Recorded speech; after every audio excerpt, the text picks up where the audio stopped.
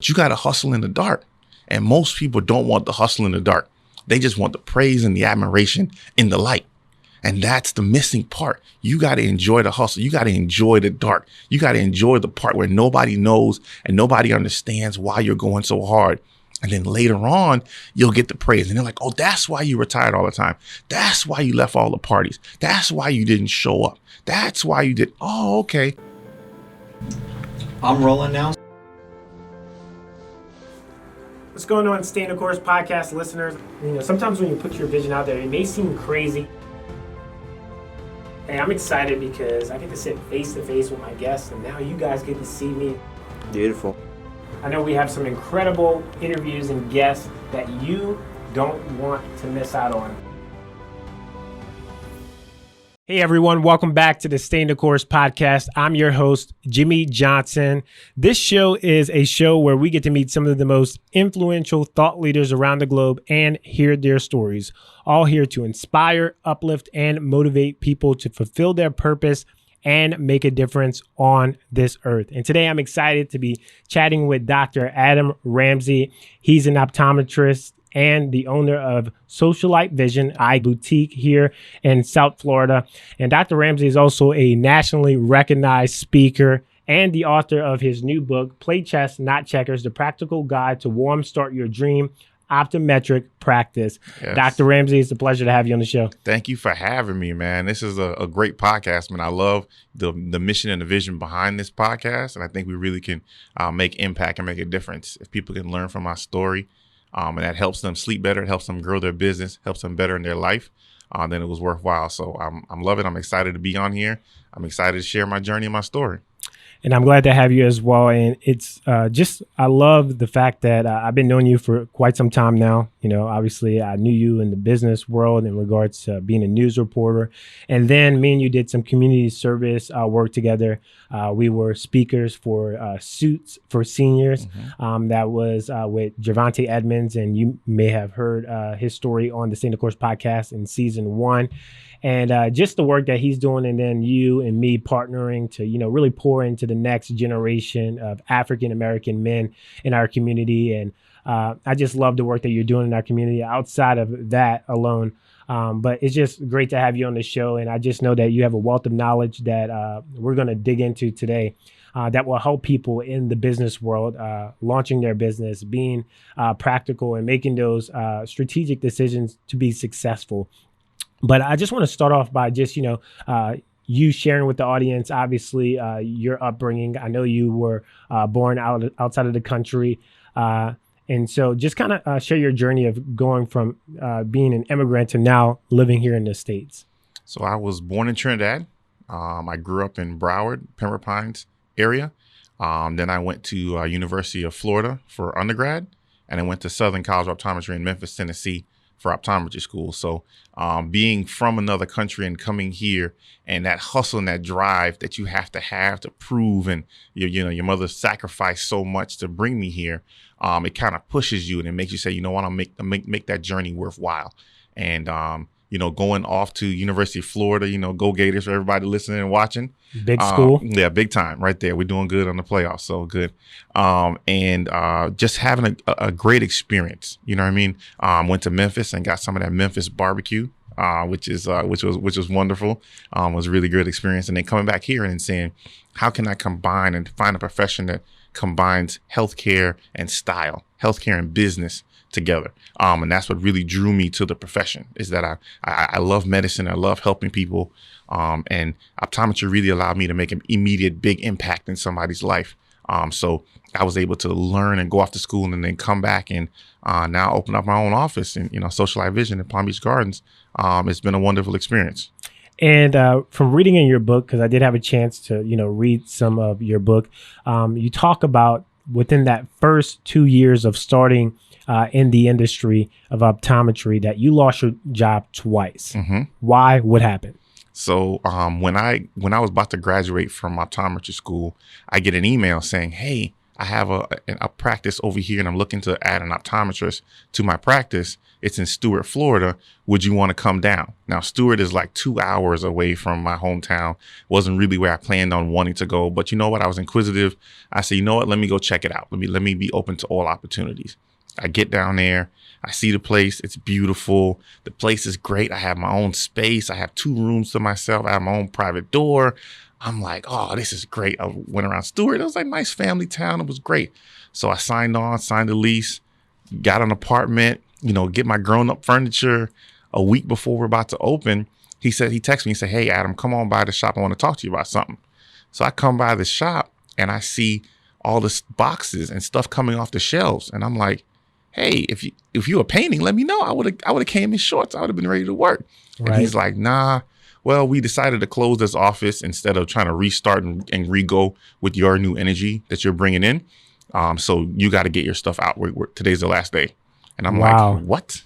Like, no, nothing, no notice, no nothing. So I packed everything up, go back to my house. And then now I'm like, crap, I don't have a job. Like, I got to figure this thing out. I done moved to Stuart. I got an apartment that I have a year lease on. What am I going to do? So what do you do in that moment when you think you have this, cush job, they hit you up, say, hey man, we got this opportunity for you in Stuart, Florida.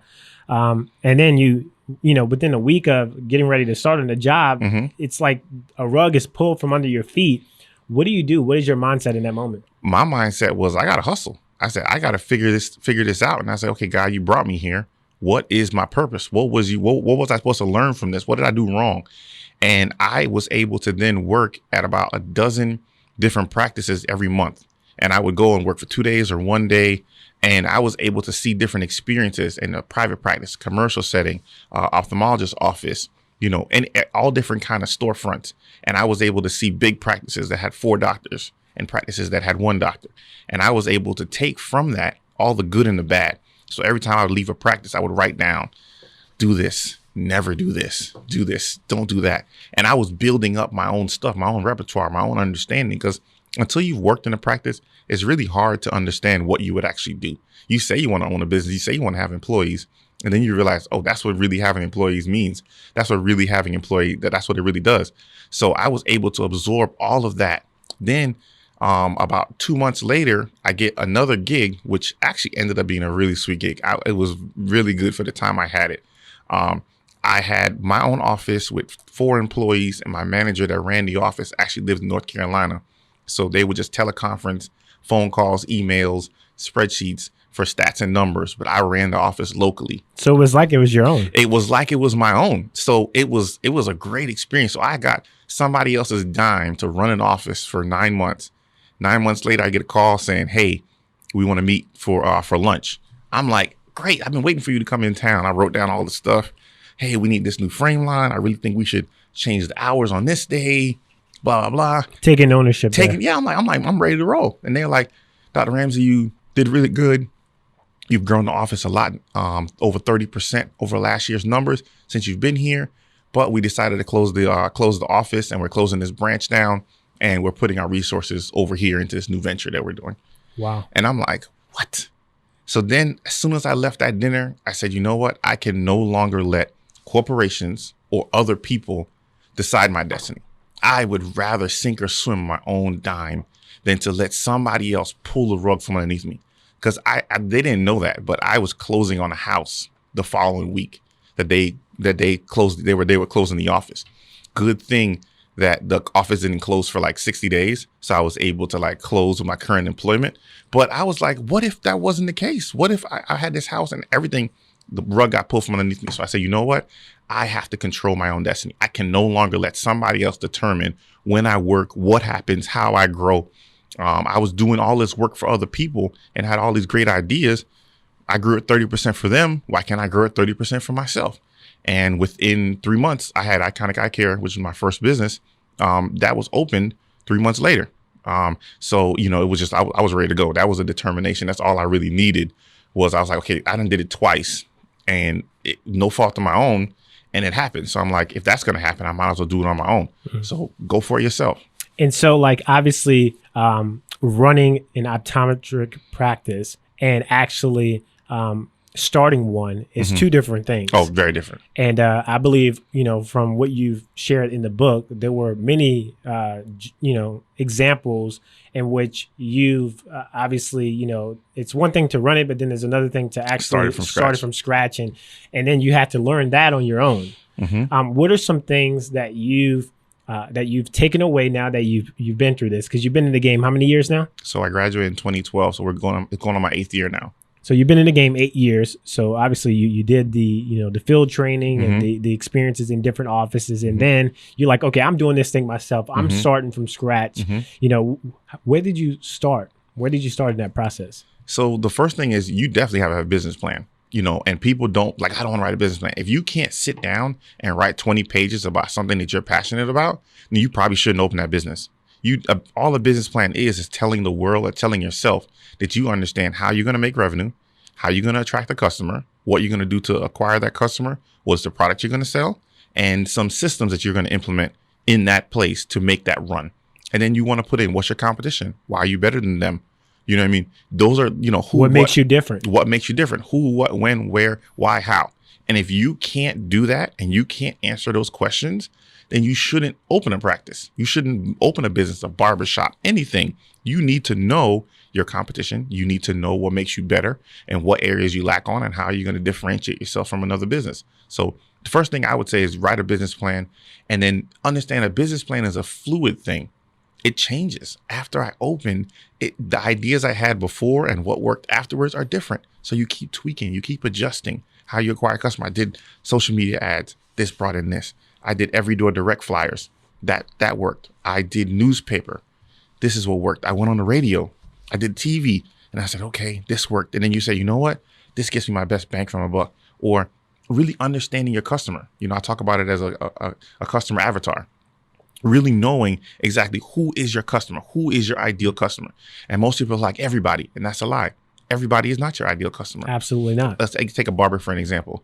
Who's his ideal customer? Well, it's probably going to be 35-year-old male, right? Because that person will have a beard. Beards cost more money, right? Maybe somebody that wants to get their beard colored costs a little bit more than a kid, right? Somebody that can tip. A 5-year-old ain't tipping you, right? Someone that has transportation. They can get there on time. So there's a customer. So does that barber market to everybody? No. Does he will see a 5-year-old. He will see 80-year-old, but his main customer may be 35-year-old male, right? But most people don't know in their business who is their target customer. And they feel like if they target too much, they'll lose the 5-year-old and the 80-year-old. No, you just need to know that this is who I'm attracting. That attraction will then attract the others, but you have to have a laser pinpoint focus for your business. You have to really understand the ins and outs of your business and what makes people tick and where are your customers? Are they on social media or is your customer not on social media? Somebody is selling a boat. Do they sell it on social media or do they sell it in other places? You know what I mean? Is their customer on Facebook all the time or are they on CNBC? You know what I mean? Like their customer is different. You got to understand, I can put money right here, but my customer may not be there. They're probably on LinkedIn. I probably need to do some advertising on LinkedIn, not on Facebook and Instagram. But that's because you really understand and have a defined customer. And most people do not. And that's one of the things I mentioned in the book is, hey, understand your business, know the business that you're in, and then finding that customer and then work at it, have a game plan, and then be open to change. If I could tell my younger self one thing, and that's the one thing I always want to get people to get across, is that slow down. I am very high energy. I am very much a goal person. I'm very much a hustle person. But within that hustle, you still have to have planning. Within that hustle, you still have to really take your time and do the due diligence and do the detail work. And when you do the detail work and when you do the due diligence on any plan, the end result is going to be so much better. So my pastor says expeditious execution. You got to have expeditious execution. You can be fast, but if you're not executing your plan, you're not making any progress. But one thing that I want to ask you from that, so obviously, clearly, you write the business plan. You got to have that laid out, all the different scenarios of what might happen. But how do you get the capital to start your business? That's the big thing that prevents most people from moving forward. They may have the business plan, they have the idea, they have the vision, but they don't have the resources. How did you obtain the resources? And then how did you take those resources and then build out that office and everything that you have? So when you mentioned the office, most people are talking about my location in Palm Beach Gardens. I opened that in 2016. I had a location in Lake Park in 2013. That was not as glamorous as this location. What I hate when entrepreneurs tell me I can't find the money to do something. The answer is not that you don't have the money. You have to have the hustle. You have to find a way to make it work. If you want to cook, you don't need somebody else's kitchen. You can cook pies in your kitchen. You may have to cook them all night. You may have to be pumping in one pie after another, but you can cook it in your mama kitchen, in your mama oven. There is no reason why you can't do it there. My first office, I went out and I found somebody that needed my services. So I found an optician that needed an eye doctor to sell glasses. And I bartered service. And I said, hey, I'll do the eye exams. You sell the glasses. And he needed my, because without the script, he couldn't sell the glasses. So now I bartered a space that I didn't have to pay for. And he was able to sell more glasses because I was bringing in patients to the office. And then I took chairs and I took paintings from my house and I put them up on the wall. And I went and took my computer from college and that was my desktop in the office. And I took some paint from Home Depot for $20 and painted the walls. And I went to Amazon and IKEA and I bought some chairs and, made the office with $500, and then bartered services for the rest. So when people say they can't do something, I would say that's incorrect. There's not a business that you can't start small. You don't need and you should not go out and take out a $100,000 loan to start any business. You should start with the money and the resources you have and allow that to be a proof of concept to yourself and to the bank, because that's what the bank is going to need. They're going to want to see, what did you do with your own $500? Before you go and try and spend my $10,000, what did you do with your own resources? How were you, my favorite book that I just finished reading was Damon John's Power Broke. I love it. And it was such, I wish I listened and watched and read that book when I first opened, but it didn't. But it talks so much about my story and where I've been through, in that don't wait and go and do all the other stuff. Look at the resources you have right now and turn it up and turn 500 into 1,000 and flip 1,000 into 2,500 and flip until you get enough that you have a proof of concept that you're now limited by orders you need to fulfill. And then you can go to any bank and get a line of credit to fulfill orders, but you've already built up the need. But if you want to go take out a loan to then prove if people want to use your business and support your business, you're wrong. That will never work. You can never throw enough money on something to do a proof of concept, to get the hustle, to get the traction and the flow. You have to get that organic. And after you get it organic, and after you get an organic following, then you can put money into it, because you already proven that, hey, this works, people do it. And if I put this on it, I already know what the result of adding more Instagram ads, because I did it at $10 and I saw $10 made me $100. So I know if I get 1,000, I can then do that because I already proved to myself that it worked. But you shouldn't go and borrow the first 1,000 to figure out if that worked. That's not something I would suggest. So anybody says, how can you get the money? You can get the money. Anybody will loan you money if you already proved to them that it works. So they're going to ask for your profit and loss statement. They're going to ask for your tax returns.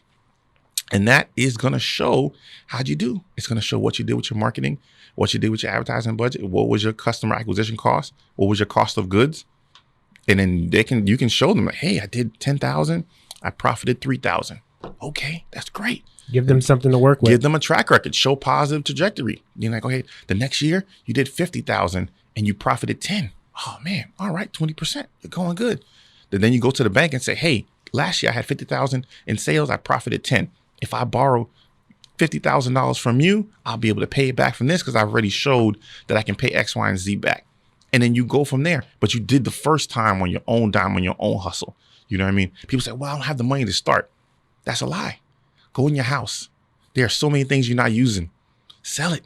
I've sold so much things in my own house. I've sold stuff on OfferUp and Craigslist and everything to fund and get the initial resources. You have stuff you've never played. You have TVs you don't watch. You have clothes you could sell back that you can't fit or don't wear. There's things that you can go wash some cars. What's your excuse, folks? What's your excuse? There's no excuse. You know what I mean? It depends on how bad you want it. If you're waiting on somebody to fund your dream before you hustle for it, you'll be waiting forever. You hustle for it. And if you hustle so hard, you know what? Bankers call me every day. They stop by my office all the time. And now they can't wait to give me money. Looking to give you money. Looking to give me money. But before, I had to beg them to give me some money. And now when I worked on it and I did it on my own dime, I did it on my own grind, now they're like, oh, you're doing great. Oh, here you go.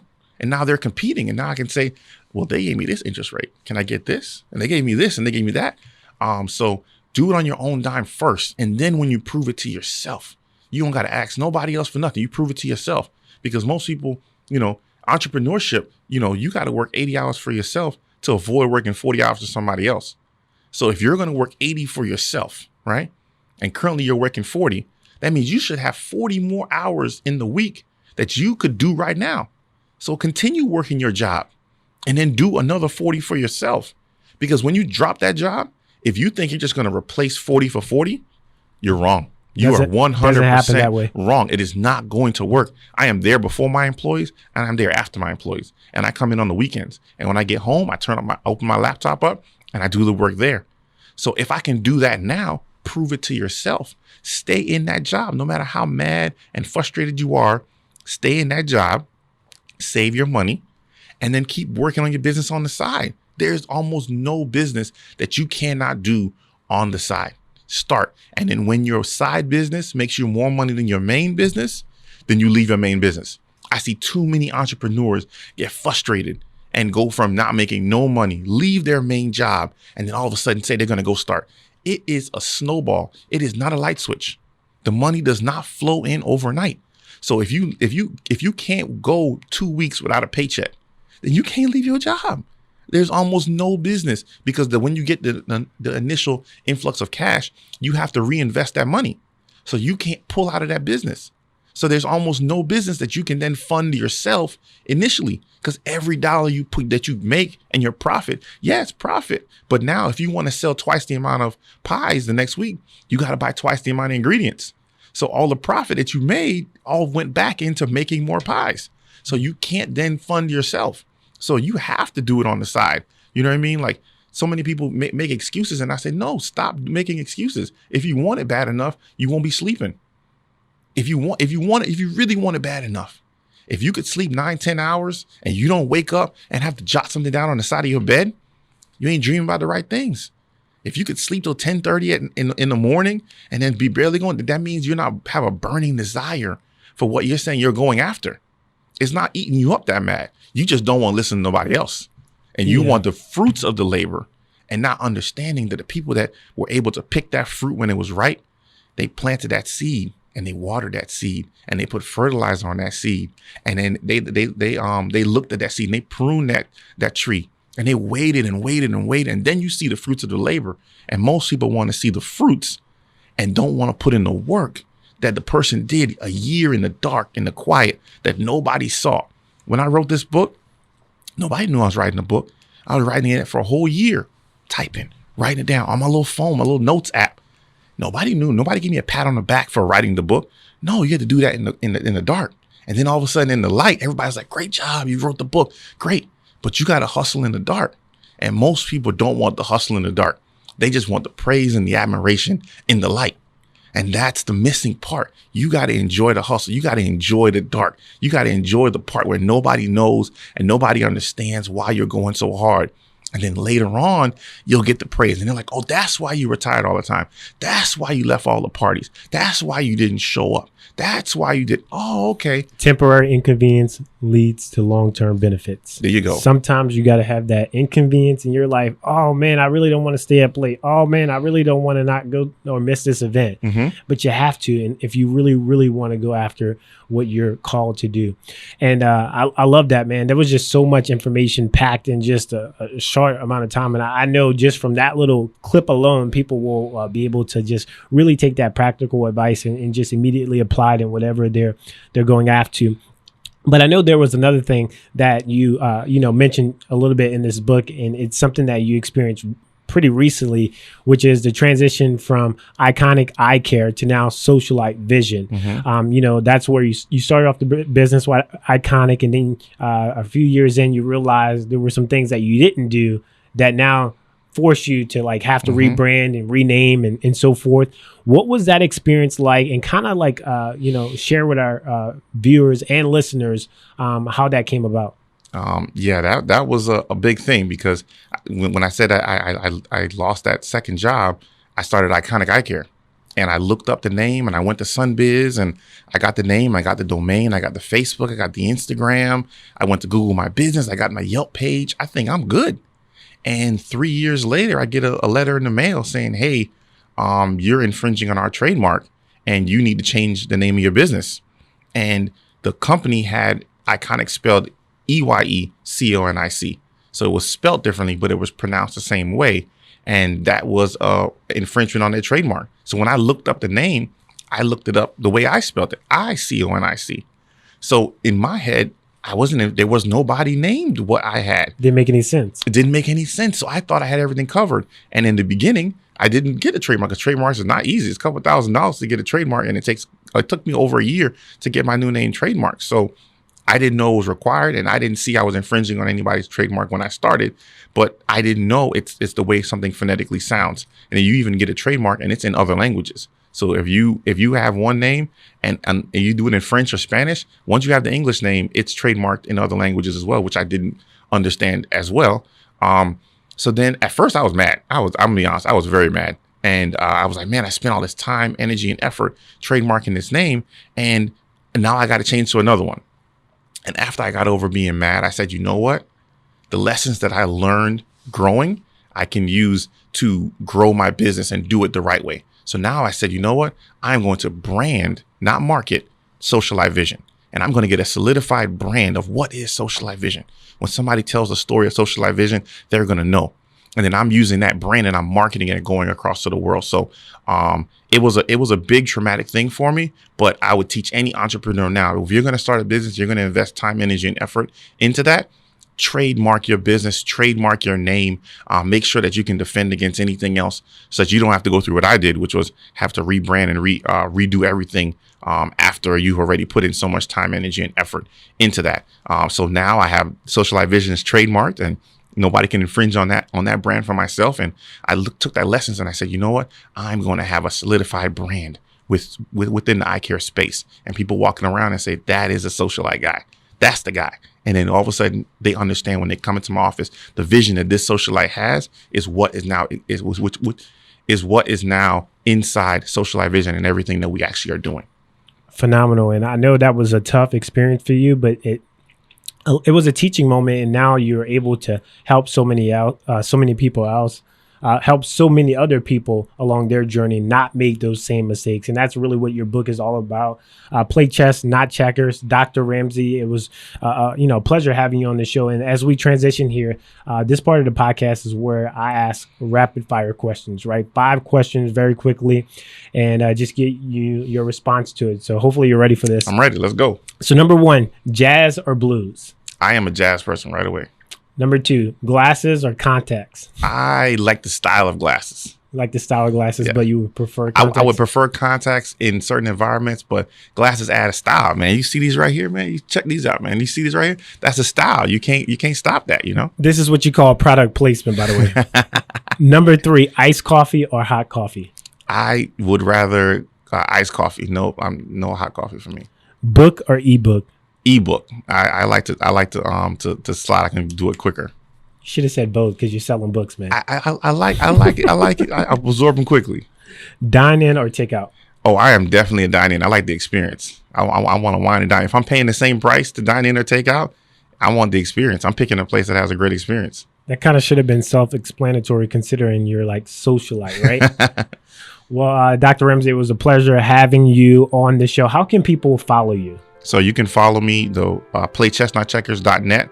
You can follow me on Dr. Adam Ramsey on Facebook, Instagram, LinkedIn, and even the website, dradamramsey.com. We're everywhere. So anybody, if you're on any social media platform, you can find me. If you can't find me, you didn't look hard enough. Well, Dr. Ramsey, it was a pleasure having you on the show. And hey, if you're tuning into the Stay the Course podcast, it's just a pleasure having you watching and listening. But make sure to subscribe, rate, and review the show. The only way this show grows is through your support. See you next time. Thank you.